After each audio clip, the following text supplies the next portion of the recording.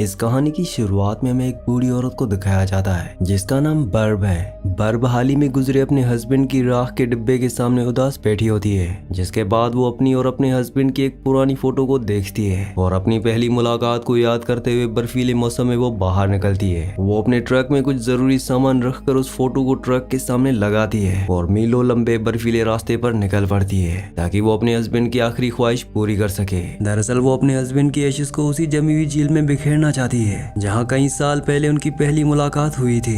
इसी दौरान रेडियो पर बताया जाता है कि बाहर बहुत ज्यादा ठंड और बर्फबारी हो सकती है, इसलिए लोगों को बिना वजह बाहर निकलने की वार्निंग दी जा रही होती है। थोड़ी दूर चलने के बाद बर्फबारी की वजह से बर्फ की कार पर भी बर्फ जमने लगती है। उसे आगे का रास्ता देख पाना बहुत मुश्किल हो जाता है। वो किसी तरह से एक सेफ जगह पर ट्रक को रोकती है और एक नक्शा निकाल कर झील का रास्ता समझने की कोशिश करती है, लेकिन उसे समझ नहीं आता कि उसे किस डायरेक्शन में जाना चाहिए। वो ट्रक से बाहर निकलकर सोच में पड़ जाती है कि वो क्या करे। तभी उसे दूर कहीं से कुछ टकराने की आवाज सुनाई देती है। तब वो अपना ट्रक लेकर उसी आवाज की डायरेक्शन में बढ़ने लगती है और एक सुनसान बर्फ से ढके केबिन के पास पहुंच जाती है। वहां उसे एक बूढ़ा आदमी लकड़ी काटता हुआ दिखता है। अब जैसे ही बर्ब उसकी तरफ बढ़ती है तब उसकी नजर जमीन पर पड़े खून के धब्बों पर जाती है। वो बूढ़ा आदमी अचानक बर्ब को देखकर चौंक जाता है। बर्ब मुस्कुराते हुए कहती है कि मुझे माफ करना, मेरा इरादा आपको डराने का नहीं था, मैं बस झील का रास्ता पूछना चाहती थी। तब वो बूढ़ा आदमी उसे बताता है कि झील पहाड़ी के उस पार है। इसके बाद बर्ब उसे थैंक यू कहती है और पूछती है कि क्या तुम ठीक हो, यहाँ खून पड़ा है। लेकिन वो बूढ़ा आदमी बताता है कि ये तो बस हिरन का खून है। तब बर्ब उसे अपना ख्याल रखने का कहकर वहाँ से निकल जाती है और वापस अपना ट्रक लेकर बर्फ से भरे रास्तों से गुजरते हुए आखिरकार उस झील तक पहुँच जाती है।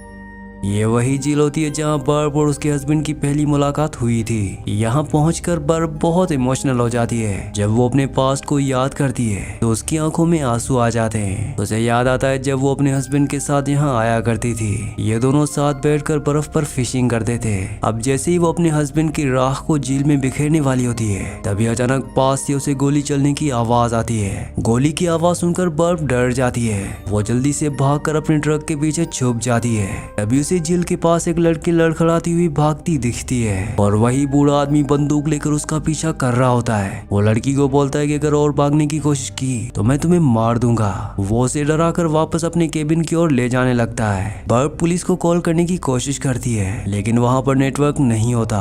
अब उनके जाते बर्ब तेजी से अपनी सारी चीजें समेटती है और अपना ट्रक लेकर वहाँ से निकलने की कोशिश करती है, लेकिन उसका ट्रक एक जगह बर्फ में फंस जाता है, जिसके बाद वो मजबूर होकर वापस उस आदमी के केबिन की तरफ बढ़ती है। लेकिन अचानक वो देखती है कि वो बूढ़ा आदमी अपनी ट्रक से कहीं जा रहा है। बर्ब मौका पाकर उस केबिन के पास पहुंच जाती है और जब वो बेसमेंट की खिड़की से झांकती है तो अंदर उसे वही लड़की बंधी हुई दिखाई देती है जिसके मुंह पर टेप लगा होता है। बर्ब धीरे से उसे पूछती है क्या तुम अकेली हो? तब लड़की सिर हिलाकर हाँ कहती है। तभी वहाँ दो गाड़ियां आ जाती हैं और इस बार उस आदमी के साथ उसकी वाइफ भी होती है जिसके हाथ में गन है। बर्ब बाहर छुपकर उनकी बातें सुनने की कोशिश करती है। उनकी बातों से उसे पता चलता है कि उस आदमी ने अपनी वाइफ के कहने पर चुपके से उस लड़की को अगवा किया है और अब वो लोग उस लड़की को मारने की प्लानिंग बना रहे हैं। बर्ब कांच पर उंगली से लिखकर उस लड़की से वादा करती है कि मैं यही हूँ, मैं तुम्हें छोड़कर नहीं जाऊंगी, और वो तेजी से भागकर अपने ट्रक के पास लौट आती है ताकि वो उस लड़की की मदद करने के लिए कोई हल निकाल सके।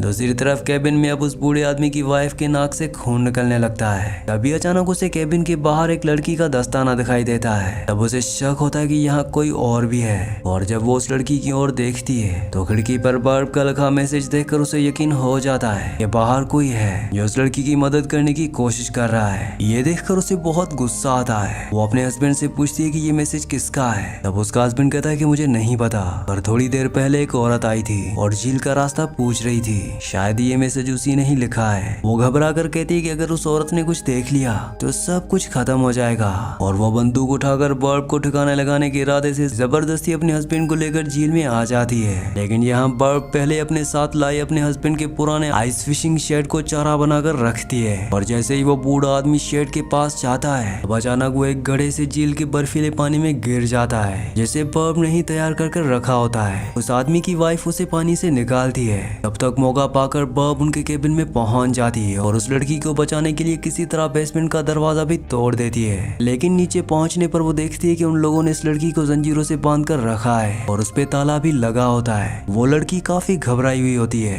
बर्ब उसे भरोसा दिलाती है कि मैं तुम्हें बचा लूंगी।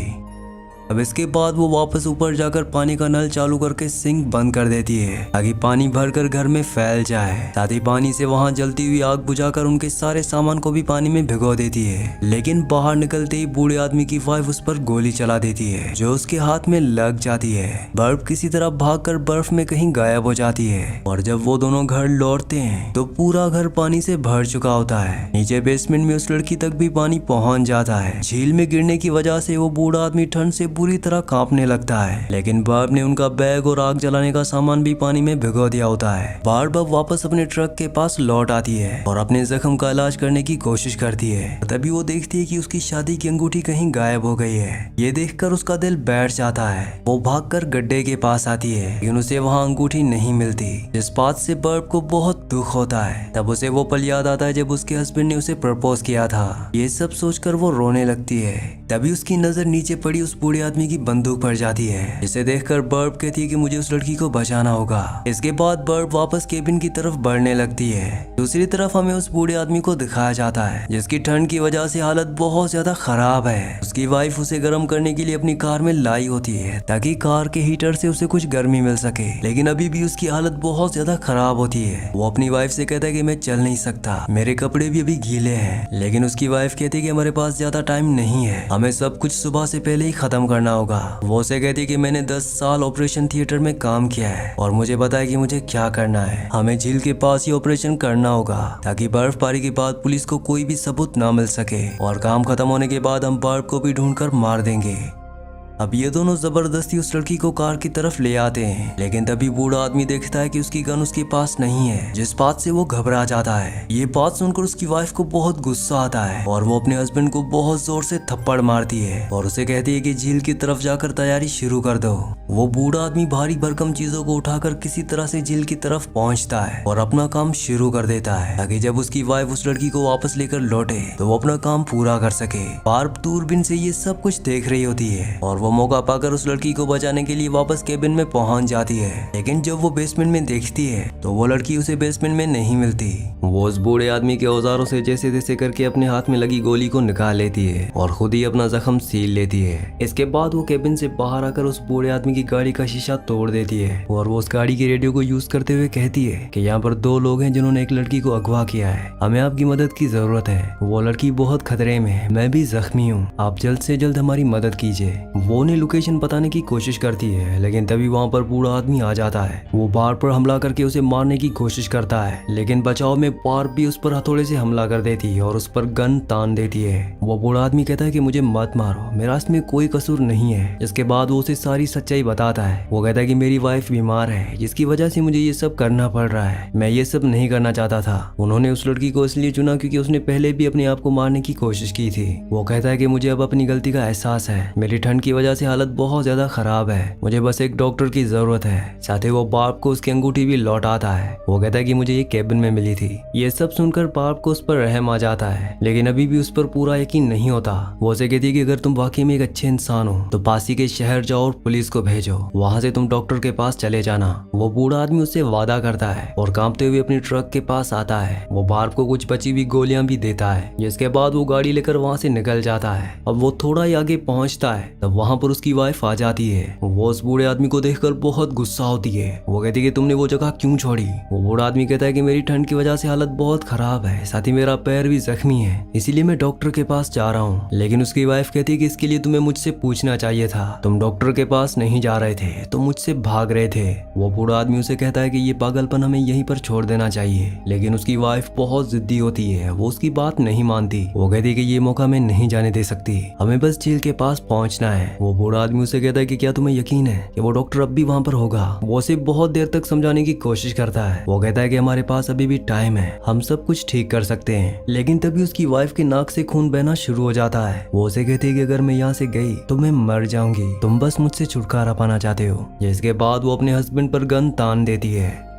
अब दूसरी तरफ हमें बार्ब को दिखाया जाता है जो अपने प्रेगनेंसी वाले पलों को याद करते हुए ट्रक को ठिकाने लगाने का प्लान बनाती है। उसे याद आता है कि जब उसे पता चला था कि उसने अपना बच्चा खो दिया है, तब उसके हस्बैंड ने कहा था कि हम फिर से ट्राई करेंगे, सब कुछ ठीक हो जाएगा। अब किसी तरह से वो अपनी ट्रक को झील में धकेल कर उसे आग लगा देती है ताकि पुलिस को पता चल जाए कि वो कहाँ पर है। अब कुछ ही देर बाद बार्ब को गाड़ी की आवाज सुनाई देती है। वो जल्दी से उस तरफ बढ़ती है। तभी वो देखती है कि सामने ट्रक में 2 पुलिस वाले हैं। बार्ब उन पुलिस वालों को सारी सच्चाई बता देती है। तब वो पुलिस वाले उसकी मदद करने के लिए तैयार हो जाते हैं। बार्ब उन्हें उस केबिन के पास ले आती है जहाँ पर उस बूढ़े आदमी की वाइफ की गाड़ी पहले से खड़ी होती है। अब यहाँ पर दोनों पुलिस वाले उस औरत की गाड़ी की तरफ बढ़ते हैं, लेकिन तभी वो घर से बाहर निकलती है और उन दोनों पुलिस वालों को मार देती है। वो बार्ब पर भी गोलियां चलाती है। बार्ब भी उस पर गोलियां चलाती है, जिसे एक गोली उसके पैर में लग जाती है। बार्ब किसी तरह बचते हुए उस औरत की गाड़ी की तरफ भागती है, पर तभी गाड़ी के अंदर उसे बूढ़े आदमी की लाश दिखती है, यानी कि उस बूढ़े आदमी को उसी की वाइफ ने मार दिया।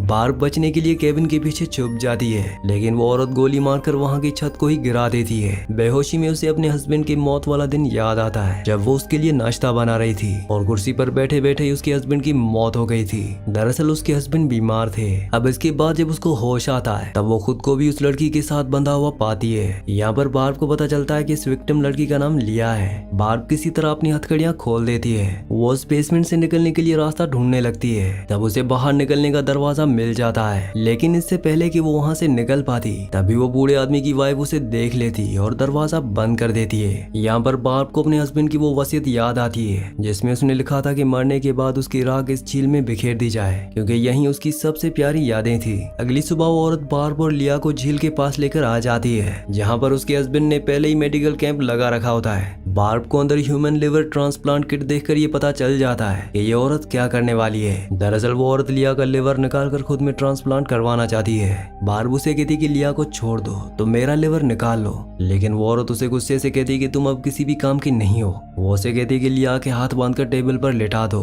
बार्ब जानबूझकर लिया के हाथ ढीले बांधती है और उसके हाथ में कील दे देती है ताकि वो खुद को छुड़ा सके। अब इसके बाद वो औरत बार्ब को गोली मार देती है और जल्दी से लिया का ऑपरेशन करने की तैयारी करती है, लेकिन बार्ब अभी भी जिंदा होती है। वो उठकर उस पर हमला कर देती है और कैंची से उसे स्टैब करती है। इन दोनों के बीच हाथापाई होना शुरू हो जाती है और इसी दौरान लालटेन गिरने की वजह से नीचे आग लगना शुरू हो जाती है। ये दोनों लड़ते लड़ते टेंट से बाहर आ जाते हैं और बंदूक को लेने की कोशिश करती हैं, लेकिन वो औरत किसी तरह से बंदूक उठा लेती है। अब जैसे ही वो बार्ब को गोली मारने वाली होती है, तभी बंदूक की गोलियां खत्म हो चुकी होती हैं। जिस बात से उसे बहुत गुस्सा आता है, वो बार्ब को घसीटकर उसी गड्ढे के पास ले जा रही होती है जिस गड्ढे में उसके हस्बैंड गिरे थे, जो खुद बार्ब ने ही पहले बनाया था। वहीं दूसरी तरफ लिया अपनी पूरी ताकत लगाकर बार्ब की दी हुई कील से अपने आप को छुड़ाने की कोशिश करती है और खुद को आजाद करके जलते हुए टेंट से बाहर निकलती है। अब इससे पहले कि वो औरत लिया पर हमला करती, बार्ब खुद को हथकड़ी लगाकर उस औरत के पैर में भी हथकड़ी लगा देती है और खुद को भी गड्ढे के अंदर फेंक देती है। लिया गड्ढे में कूदकर बार्ब को बचाने के लिए जाती है, लेकिन तब तक बार्ब डूब चुकी होती है।